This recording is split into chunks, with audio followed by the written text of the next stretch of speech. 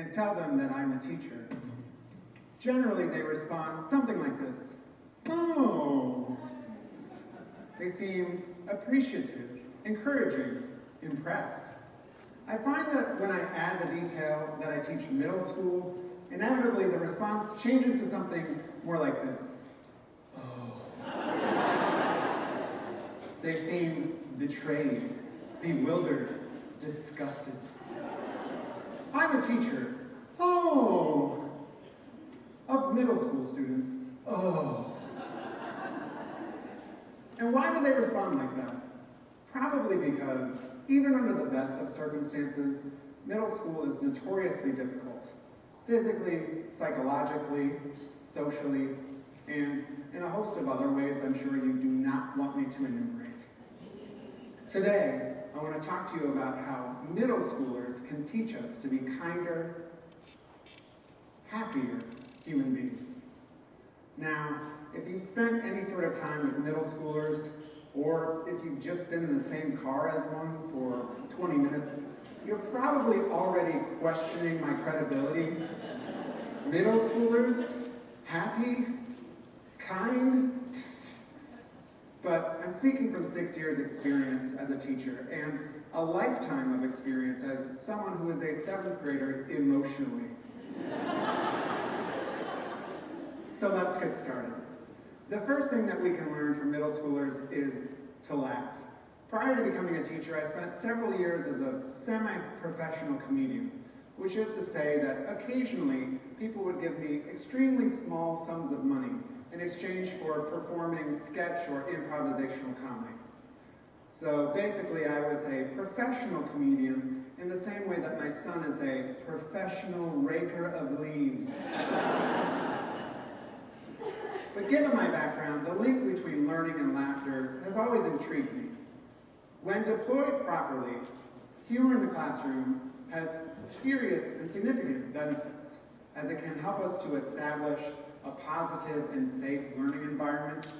It helps overcome anxiety, particularly in courses where students may doubt their ability to succeed. It also strengthens social bonds through increased dialogue between students and teachers. It inspires greater interest in the content area and even helps encourage higher level thinking.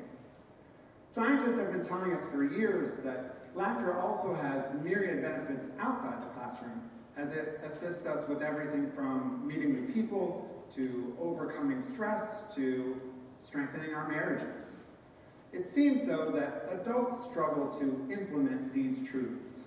Psychologists Rod Martin and Nicholas Kuiper conducted an experiment in which they asked adults to keep track of how frequently they laughed throughout the day. And the average was a paltry 18, or about 1 laugh per waking hour. Now, I guarantee that if middle schoolers did the same experiment, that number would be much higher. My students don't need convincing about the benefits of laughter.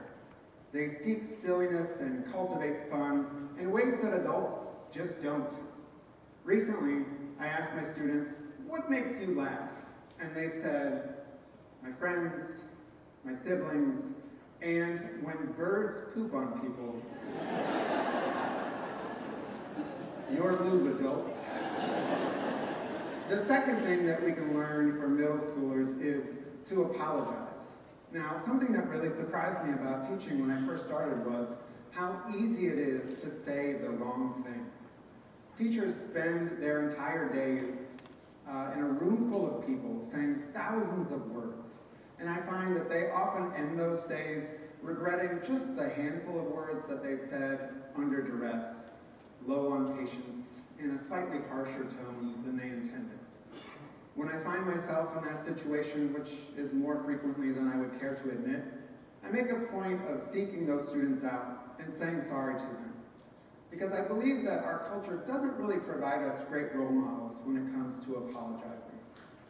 And actually, middle schoolers are better at apologizing to one another than you might guess. And I believe that's because they recognize how crucial their relationships are. Or, more to the point, they know how miserable they feel when something, anything, threatens their treasured friendships. So, they apologize. The third thing that we can learn from middle schoolers is to advocate for those who need our help. According to the U.S. Department of Education, for ages 12 through 18, 21% of students experience some form of bullying. If you sift through that data a little bit more, it turns out that middle schoolers bear a heavier burden when it comes to bullying than their older peers. For high schoolers, it's about 18%, but middle schoolers, it's more than 25%. When I was in 8th grade, my father was coming to the end of a 4-year battle with non-Hodgkin's lymphoma, which is a cancer of the lymph nodes.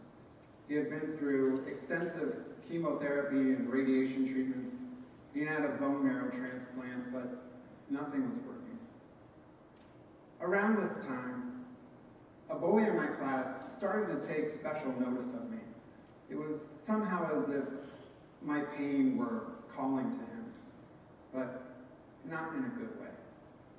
It started as these things often do in gym class. He used his superior athleticism and his cannon of an arm to target me repeatedly in our frequent games of dodgeball. And one day, it got so bad that I just broke down and started sobbing in front of everyone. Unfortunately, though, that wasn't the worst thing that he did. The day after my dad died, I wanted to be anywhere else but in my too quiet house, so I went to school. I was sitting in art class doing something lost to memory when that same boy calibrated his comments so that they were just loud enough to hit their target, to wound, to echo across decades. "Did you hear about Scott's dad?" he said. "He died. He's dead." He seemed so happy about it.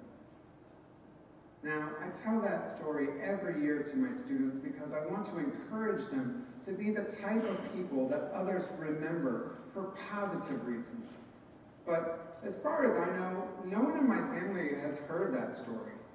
And the reason is this. On the whole, I had a pretty positive middle school experience. I had a family that adored me. I had a close circle of friends that was #awesome. And I had treasured friends, or treasured teachers who were concerned about me as a human being. But if I'm perfectly honest, the story of my bullying has a relatively happy ending because of factors over which I have little or no control. I was, and am, a white, middle-class, cisgender, Christian male. And because of that, when times got hard, I could just retreat into the world of inherited privilege that offered me safety, security, life.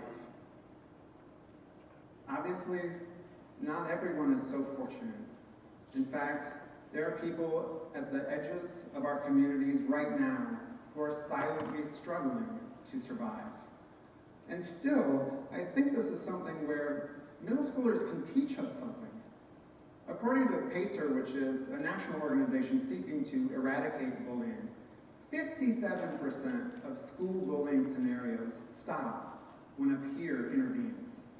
And students who have been bullied say that the help of a friend is much more likely to be effective than that of a teacher or a parent.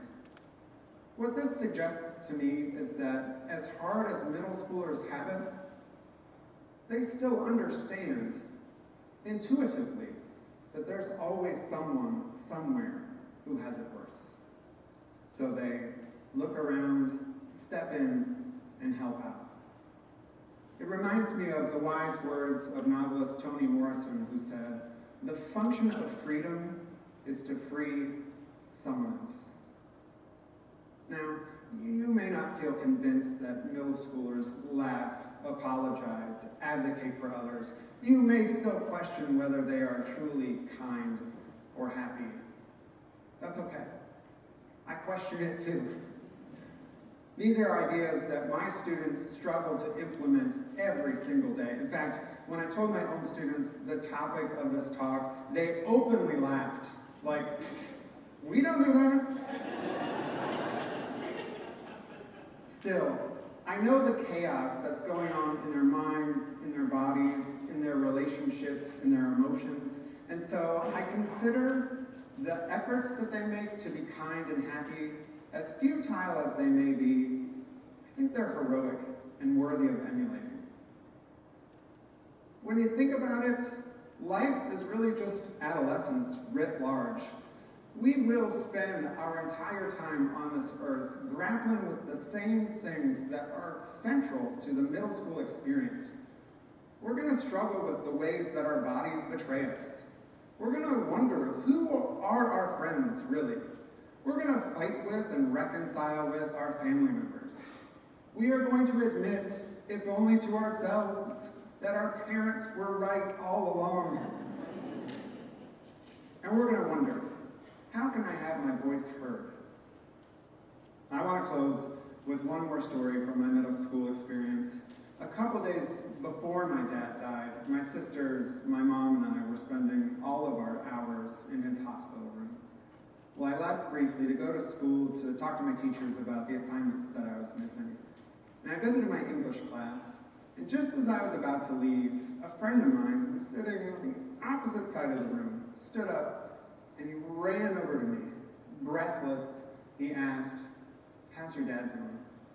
How are you? Can I do anything?"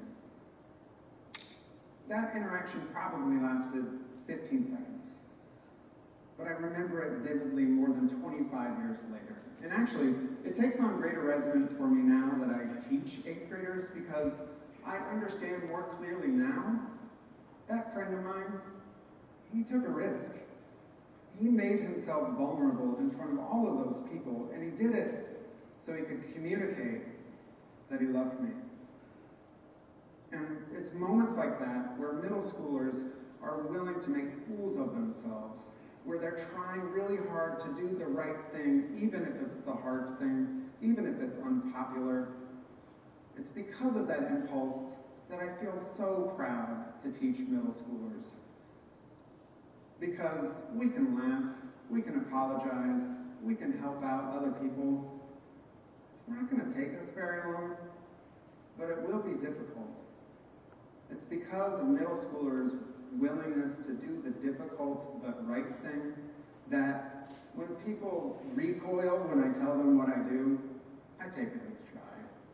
Because I understand that while middle schoolers are flawed and frustrating and, let's be honest, stinky, they are also resilient and courageous and beautiful. And they can teach us about how to live if only we're humble enough to listen. Thank you.